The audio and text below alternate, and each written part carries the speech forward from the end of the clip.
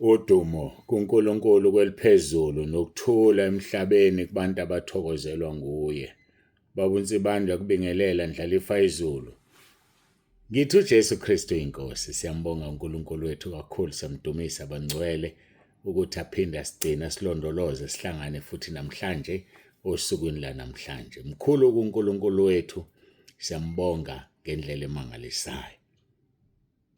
Sihambe kahle kakhulu emyudeni ngomgqibelo, basiphatha kahle abantwana bakaNkulunkulu. Inyama, ngiphinde ngilalele, inyama size sayibuka, inhloko size sayibuka ngamangala. Mina-ke angifuni ukukhuluma iphutha, angifikanga nje kuyona bese ngisuthi ngoba abazi ukuthi ngidla kancane. Uxolo bangiphakela ukudla okuningi. Hayi ngathi ngeke ngisafika-ke mina enyameni. Ayidla amadoda iyabehlula. Hawu, Mama Madondo waze wasenza bo. Hey, Mama Madondo kuyena benza inkonzo yokubonga le emyudeni ophathe. Siyambonga uNkulunkulu kakhulu kakhulu kakhulu. uNkulunkulu akubusise Mama Madondo, akubiyele nje akugcine. Izolo-ke besivula ibranch entsha sha eNewcastle. Sijabulile kufika ubaba weFraternal, baba uNxumalo, sajabula kakhulu. Bathi-ke bone osizweni pastors osizweni pastors council. Okay, ya siyabonga kakhulu, sijabulile baba uNxumalo. Bekhona-ke nomfundisi uVilakazi efike nebandla lakhe, sajabula ngendlela emangalisayo. Siyambonga uNkulunkulu ngabantwana bakaNkulunkulu. Sibonge-ke kakhulu kakhulu kakhulu, sibonge kuSimangela Brenda Khumalo, umfundisi waleya ndawo. Simangela Brenda Khumalo, ubufakazi bakhe niyabazi, uke wafakaza enkonzweni, uphindile wafakaza laphaya emva kwenkonzo. Ubufakazi bakhe nizobuthola ningakhathazeki. Buyeza buzozifika bushisa uma kungekhona ukuthi senibutholile already. Siyambonga-ke kakhulu kakhulu uNkulunkulu, siyamdumisa ngakho konke okwenzakele. Sibonga imikhuleko yenu, wasigcina uNkulunkulu endleleni. Ngingayaphi mangisuka kuye?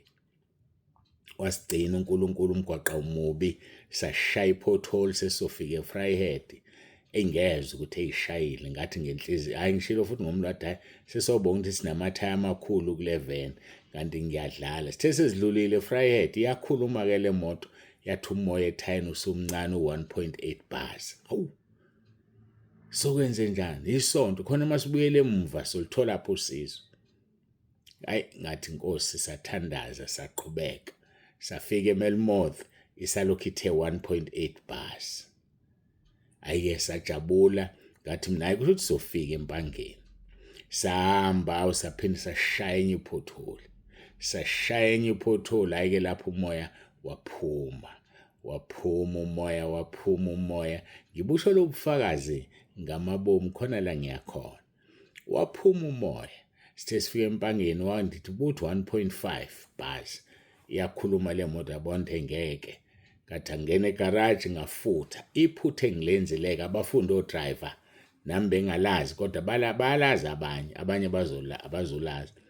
Ngayifutha-ke ngenza 2.6. Ngithi ngenzela ukufika ekhaya. Kanti ngivula imbobo. Ngawushaya 2.6 yasuka imoto, ithe isuka yayidrop. Yehla. Khona ukuthi ise-Alton ephakathi kwempangeni ne-Richards Bay ngavengangena khona. Isithi 1.4 bars, esegijima-ke lapho. Ngafaka uhuzo, ngaphuthuma ngafika edolobheni eRichards Bay usungasekho. Ngaphinde bangifakele uyirabhanyana, bathi umgodi mkhulu. Sancenga ngayo, kwacaca futhi ekhaya ngeke sifike. Sadlula eMerensi safutha. Hayi sasafika ekhaya. Siyambonga uNkulunkulu ngendlela emangalisayo. Siyambonga uNkulunkulu ngendlela emangalisayo. But guess what? Ekseni-ke ngihambe ngiya-VW ngibathinte, baphume bezongisiza nokokufutha umoya usuphansi. Hayi-ke ngisuka. Hayi kanti umoya lokhu ugijime njalo. Ngithe ngakayiqedi nje neMerensi ngangibuyisela imoto eceleni seku-1.4.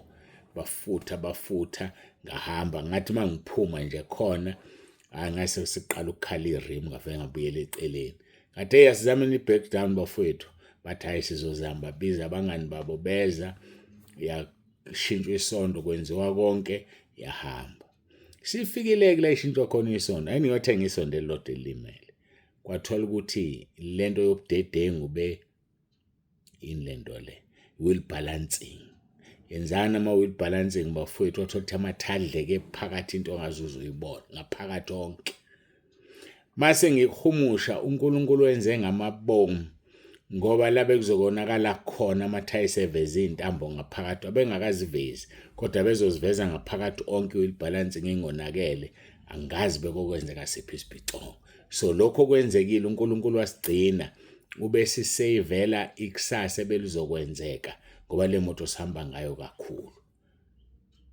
angifuni ukunibhora ngamafigures ngoba nizothuka kodwa nje ke ngibe ngiye ngothenga ithayeli lodwa ngagcina sengithenga u4 ngoba phelile lawa ngaphakathi 4 wonke kahlukana nemali ebhekile mangithi imali ebhekile ngisho imali ebhekile angifuni ukukhuluma ngayo kodwa ngibonga uNkulunkulu save ubekukhulu obekuzokwenzeka ngophela imoto iyahamba mhlambe ngothi ngihamba ngibeke phansi abest amathaya ngazi kube njani siyambonga kuNkulunkulu uye enze enye into ubona ngathi uyahlukumezeka kanti khona akakusave khona okukhulu ngibonga imkhuleko yenu siyayibonga bafethu imkhuleko yenu sihambe kanjalo ngoba sihamba kancane sagcina sifike late la ekhaya ebusuku salala ke savuka sengizama ukulungisa lento njengamanje obinkonzo nithola late nje ngifika la sekushaya no3 sekushaya ngenhlanhla umuntu obefanele akufone abafanele bafone namhlanje abafonile bonke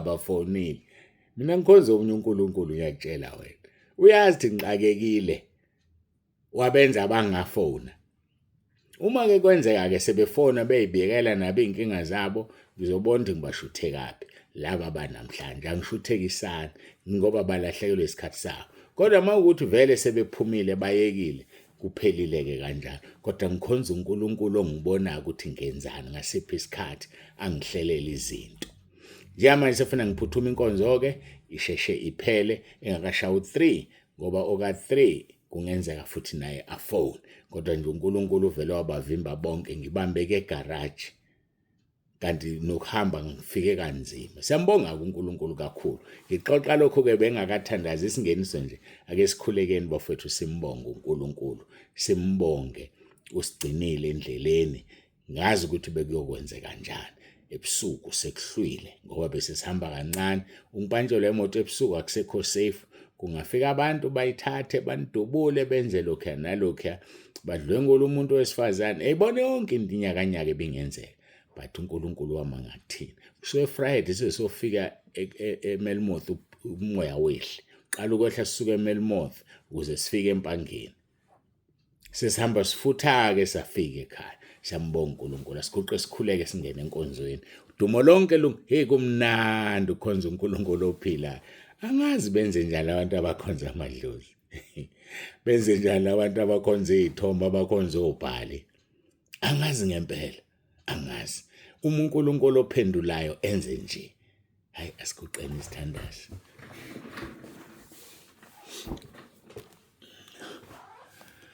Baba ngcwele baba olungileyo uNkulunkulu wethu nomusa udumo lonke lungo lwakho lokufanele wena wedwa owembetha amandla njengengubo wena wedwa owembetha inkazimulo awakekho ufana nawe akekho njengawe siyabonga uNkulunkulu wethu nomusa nendodana yakho Jesu Kristu ophilayo nomoya ongcwele siyabonga kakhulu sibongela ibandla osibeke kulona moya ongcwele ngoba uma kuukuthi bese sifikile isikhathi usithatha sihamba angazi belosala lithini thina singakujabulela ukuhamba kodwa sikudabukela abasele ngoba sibone ngathi basadinga Nkosi ukusizwa nokukhuliswa lapha nalapha ya sibonga wena ke uNkulunkulu wethu sikunika udumo sifike siphephile ekhaya isilungile nemoto wasinika imali yokukhanda lemoto ikhandwa ngemali eyitshe masonda lemoto adula ngendlela emangalisayo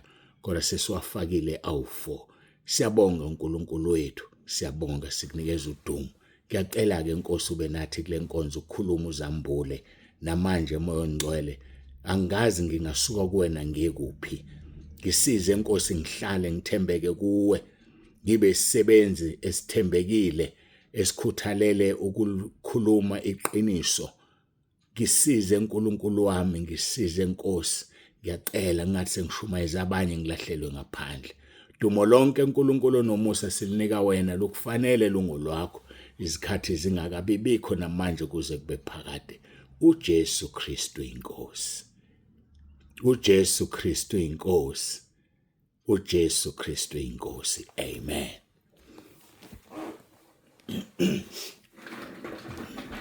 Siyambonga uNkulunkulu wethu kakhulu bangcwele, siyamdumisa uNkulunkulu oyisimanga. Hayike siqhubeka nentshumayelo yasentabeni. Intshumayelo yasentabeni, Matthew chapter 5 sekuverse 14. Nina ningukukhanya kwezwe. Umuzi wakhe entabeni ungesitheke. Verse 15. Nomuntu akasokheli isibane asibeke phansi kwesitsha, kodwa usifaka othini khona siyakubakhanyisela bonke abasendlini. Usifaka othini. Ngibuka ivangeli lenkosi uJesu.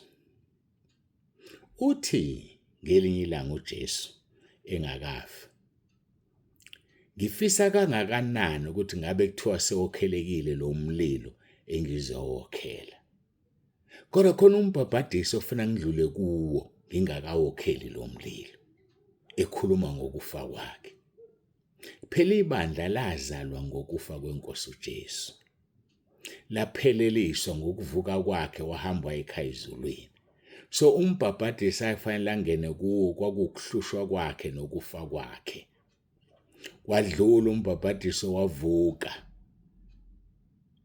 Yazi ukuthi isimanga lesi.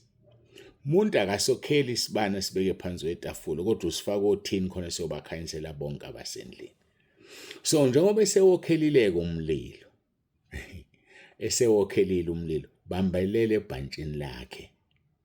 Bambelela kuye, ngoba njengamanje isitsha isibane usibeka othini khona sobakhanyisela bonke. Ukuthini ukuthi usibeke othini? Mawuvuma wena ukuba isibane, uzokuphakamisa akubeka othini ngoba efuna ukhanyisele bonke abantu. Look at intabeni. Ibandla elincane leminyaka ewu-15 egcwele kwa-16 lo. Ulithathe walibeka phi? Entabeni. Liyaziwa umhlaba wonke leli bandla. Liyaziwa ngeqiniso eliphilayo leli bandla. Liyazondwa abantu abamelene neqiniso, ngoba uselithathe walibeka othini ukuthi libakhanyisele bonke abasendlini. Hayi we madoda. Uyafuna ukuphakama? Zithobe phansi kwesandla sikaNkulunkulu. Zithobe. Thobela intando yakho uzokuphakamisa. Akasokheli isibane sibeke phansi kwetafula, kodwa usibeke othini ukuze sibakhanyisele bonke. So usethubeni lokukhanyisela bonke abantu ekhaya kwakini, emndenini wakini.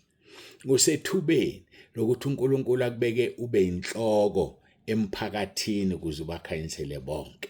Usethubeni lokuthi uNkulunkulu akubeke emsebenzini ube inhloko ukuze ubakhanyisele bonke. Ngoba akasokheli isibane asibeke phansi kwetafula, asibeke phansi kwesitsha, kodwa usibeke othini ukuthi sibakhanyisele bonke abasendlini. Ngitheka ke ngibuka iversion yaleli verse lapha kuLuka chapter 8. Uthi verse 16, akakho othi esokhela isibane asimboze ngesitsha nokuba asibeke phansi kombhede. Kepha usifaka othini ukuze abangenayo babone ukukhanya. Usifaka othini ukuze abangenayo babone ukukhanya. Akasifaki phansi kombhede, akasimbozi ngesitsha. Vuma ukukhanya, vuma ukukhanyiswa, uNkulunkulu uzokuphakamisa. Hayi mntakababa, vuma. Usuteleke kakhulu, ubaleka ungafuni ukukhanyiswa. It's high time. vuma ukukhanya manje, vuma. Ngifuna lapha amahubo 34. Mina ngiyacela mntaka baba ke uvuma ukukhanya, ukhanyele izulu, ukhanye nje. Uthi uverse 5 Mhubo 34, babheka kuye phezulu bakhanya.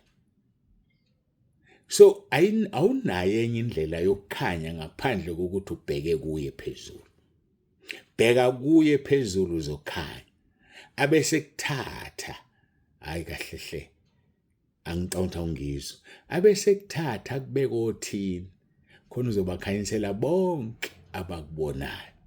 Bakhanyisele bonke abahleze ebumnyameni. Ngoba ile inhloso kaNkulunkulu. Okwethu asibheke kuye. Athi amaHebheru 12 verse 2. Masigijime esibhekile kuye umqalisi nomphelelisi okukholwa kwethu. Asigijime esibhekile kuye. Owathi ebekela intokozo ezulwini wayidela. Mina ngazi noma uyakuzwa lo. Wayidela. Weza uthabatha isimo sokuba umuntu emhlabeni. Wayidela intokozo. Weza wazothabatha isimo. Uthi ke asigijime esibhekile kuJesu umqalisi nomphelelisi okukholwa kwethu, the author and the finisher of our faith. Owathi esikhundleni sentokozo ayibekele wathwala isiphambano engalinaki ihlazo, wayesehlala ngakwesokunene sikaNkulunkulu. Wahlala ngakwesokunene engalinaki ihlazo. Yebo, umqondeni yena wakhuthazela ephikwa kangaka izoni. Zamphika izoni, zathi akayindodana kaNkulunkulu. Kodwa wenze njani? Wakhuthazela ukuze ningakhathali niphela amandla emphefumulweni yenu. That was the reason why akhuthazela. Ukuze singakhathali siphela amandla emphefumulweni wethu. Bafowethu, asigijimeni. Asigijimeni, isikhathi asisekho, isikhathi siphelile, asigijimeni. Sibuyele kuverse 16 kaLuka 8. Akakho othe sokhela isibane simboze ngesitsha nokuba sibeke phansi kombhede. Kepha usifaka othini ukuze abangenayo babone ukukhanya. Uma sonke ebandleni lasentabeni yendlu kaJehova singakhanya, abantu abangena emabhrentshini ethu bazobona amandla kaNkulunkulu, babone ukukhanya.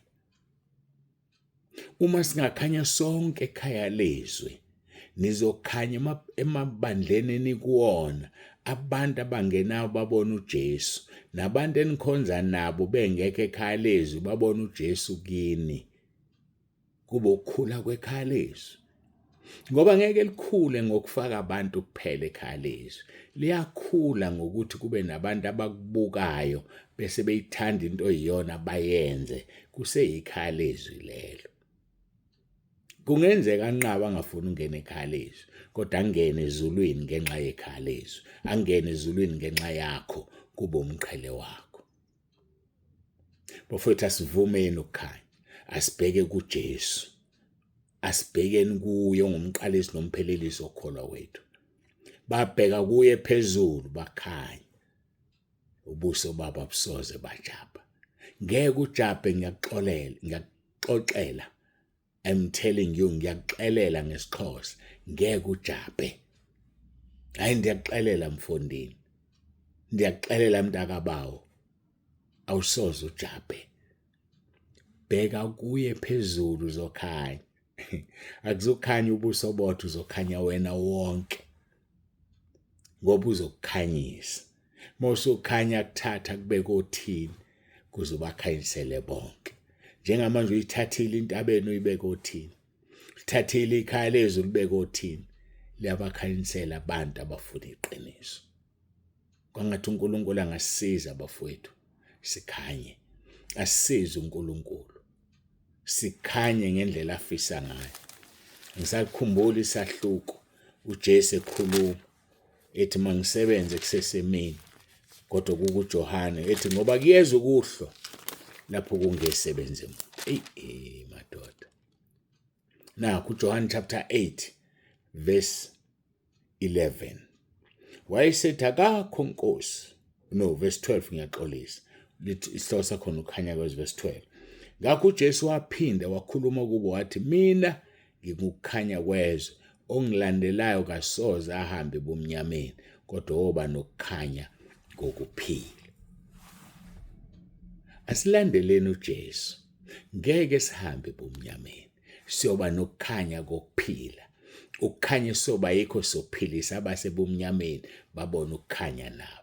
Ngoba yena ungukukhanya kwezwe. Uthi-ke kuMathewu nathi sikukhanya kwezwe. Kodwa ngeke sikwazi ukukhanya uma singamlandeli. Ngeke sikwazi ukukhanya uma singabheki kuye. Asibhekeni kuye sizokhanya. Masimlandele ngeke sihambe ebumnyameni ngoba yena ungukukhanya. Abese kuthatha kubeka othini. Abantu bakuthanda ukuphakama. Abantu bakuthanda ukuduma nokwaziwa. Abazi ukuthi uma ufuna ukuduma ufuna ukwaziwa woza kuJesu. Uzithobe kodwa kuye, uyena ozokuphakamisa.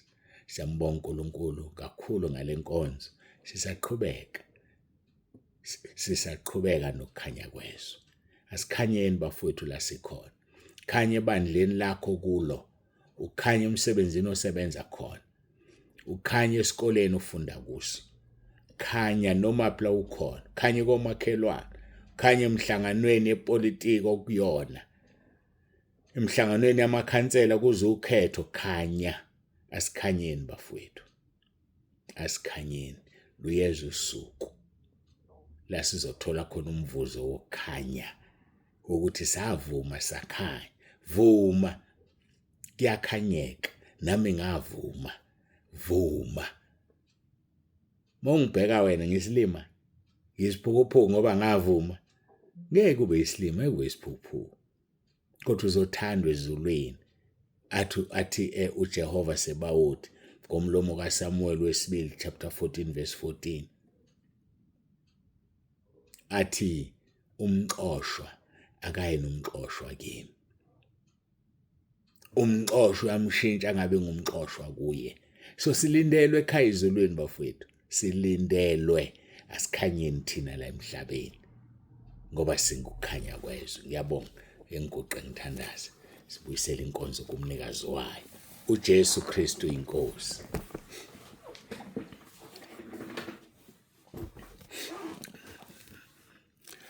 Baba egameni likaJesu ophilayo, uNkulunkulu wethu nomusa, siyabonga uthando sithande ngalo, siyabonga konke osenzele khona. Ngiyacela uNkulunkulu wami ube kanye nathi.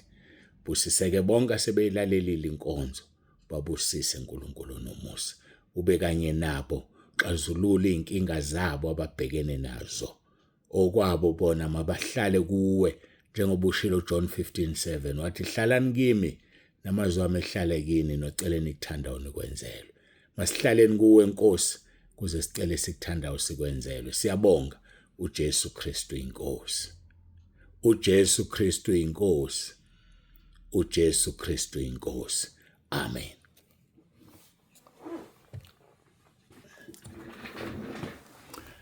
Siyambonga uNkulunkulu wethu kakhulu, siyamdumisa abangcwele, siyambonga. Nami ngiqale ngonifakazela namhlanje. Kufanele ngifakaze nami. Ayike uNkulunkulu agcine, uNkulunkulu abe nawe. Sibonga kakhulu, sibonga bonke basiphathe kahle ngempela sonto. Kule mpela sonto ke siya kwesakwamthethwa. Khona la empangeni siya kwesakwamthethwa. Abasimemile ke simenywe ibandla elisimemile lithe ibandla ngeke babe na accommodation enkulu kakhulu, kodwa bayafisa abazalwane abaseduze bafike, basentabeni abasekhalezo abaseduze. So kwesakwamthetho kusempangeni. So sicela abazalwane basempangeni amaphethelo, Richards Bay namaphethelo. Kodwa ngeke ngiwavalele ngaphandle amakhwaya ambafethu. Ngeke. Amakhwaya efuna ukufika weze. Bayazazi amakhwaya. Amakhwaya efuna ukufika aweze. Khwaya soThongathi, khwaya seBhamshela, khwaya seMafakatini, namanye kanjalo. Amakhwaya angafika, kodwa indawo yabazalwane abaningi ungibekele kanjalo umama umfundisi, ukhona ubaba umfundisi, umnikazi omsebenzi uNkulunkulu awubeke ezandleni zakhe. Siyakwesa kwamthethwa Sunday. Awusengikhohlwa kuwona umgqibelo ku-Sunday. Kambe uma kuyi-Sunday amabhrentshi awavalwa. Okay. Amabhrentshi awavalwa uma kuyi-Sunday. Mama ungidi. Uma kuyi-Sunday amabhrentshi awavalwa, sizofika Sunday lapho. So amathuba amaningi okufika kwabazalwane mancane.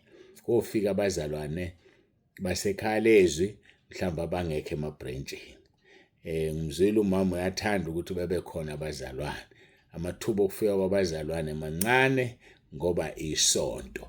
Sinomthetho ebandleni othi asihambe ngamasonto ukuze kungafiki umzalwane athole isonto livaliwe, abantu behambile, ngoba asikwazi ukuba notify singabazi bazofika ukuthi asikho-ke kuleli sonto bese ulahleka umphefumulo. So amabhrentshi asiwavali. Kodwa-ke uma kukhona abanama-means ukuthi beze beshiye ibhrentshi komunye ozosala, singathokoza babe khona. Uyathanda bafika abazalwane, loya mndeni wakwangidi, ubaba nomama bayathanda ukuthi abazalwane bafike. Inkinga ukuthi isonto. Hlelani-ke bafowethu, hlelani. Nakhona la Richards Bay nizobe ningahambile nonke. Hlelani bafowethu, ngiyacela nihlele. Noma kuhlukane phakathi, asambeni bafowethu sofudumeza ibandla lisimemile liyasithanda. Abaholi balo kade bangena ekhaya lezwi. Kade mangaphazami kuphakathi kuka-2022 noma u-2021 kade bangena abaholi bakhona. So-ke ake siyobafudumeza-ke. uNkulunkulu anibusise, uNkulunkulu anigcine. Ubaba uNsibande usiyavalelisa. uJesu Kristu inkosi. uJesu Kristu inkosi. uJesu Kristu inkosi. Ngiyangabaza, angazi uma sifake yini iposter noma singayifaki, angazi, ngoba kufanele iposter ithi abazalwane base Mpangeni namaphethelo, base Richards Bay namaphethelo. Uqolo iposter kufanele isho kanjalo. Kodwa amakhwaya ami mayikwazi ukuphumelela ngajabula, kodwa mayingakwazi akukho engakwenza. Emideni nje babe khona bengaphelela abasothongathi, mangaphazami babe u5 bacula kamnandi. Ngase ngibona ukuthi kanti ikhwaya liyakwazi ukuhlukana. Hayike ngishiyela kubafundisi bendawo sengizithintile babone ukuthi benze njani uma uNkulunkulu ebavumela. Siyabonga kakhulu lapho mndeni wakwangidi, mama baba ungidi, siyambonga uNkulunkulu. Nginethemba sizofika nalabo uNkulunkulu azobavumela bafike. Babushelembe, ngiyafisa ukuthi ubenzele iposter, ngizothumela inamba kuwe ubathinte wenza iposter ezohluka ezobandlulula. Izongena ekhaya lezwi kodwa bisicacisa ukuthi sicela abazalwane base Mpangeni namaphethelo, Richards Bay namaphethelo. Sekuyothi ke lawa amakhwaya engiwathintayo ayabontheza kanjani, ayaphumelela. Mayengaphumeleli futhi angaphatheki kabi, akulutho, isicelo nje nami ngoba ngijabule. Siyambonga uNkulunkulu kakhulu. Mama ngixolele, ngigcina ngizokuthumelela incwadi, ngixakeke kakhulu. Uqolo bengizokuthumelela inamba kaBabushelembe, ngizokuthumelela nayo inamba kaBabushelembe. Ngiyazi inkonzo yazilalela, uBabushelembe ngizomnika inamba yakho khona nizokwenza lowo poster. Imininingwane egcwele uBabushelembe uzoyithola kuwe, bese sikwazi ukulungisa indaba yokuthi siyifake mhlambe kusukela kusasa Impangeni namaphethelo, iRichards Bay namaphethelo bakwazi ukuthi bafike. Siyambonga uNkulunkulu. Ngethemba la eRichards Bay baba uMthembu nobaba uZulu bazohlela ukuthi labo bazalwana abambalwa mhlambe njengobaba uJobe nje bakwazi ukuphumelela bona. uNkulunkulu anibusise. uJesu Kristu inkosi.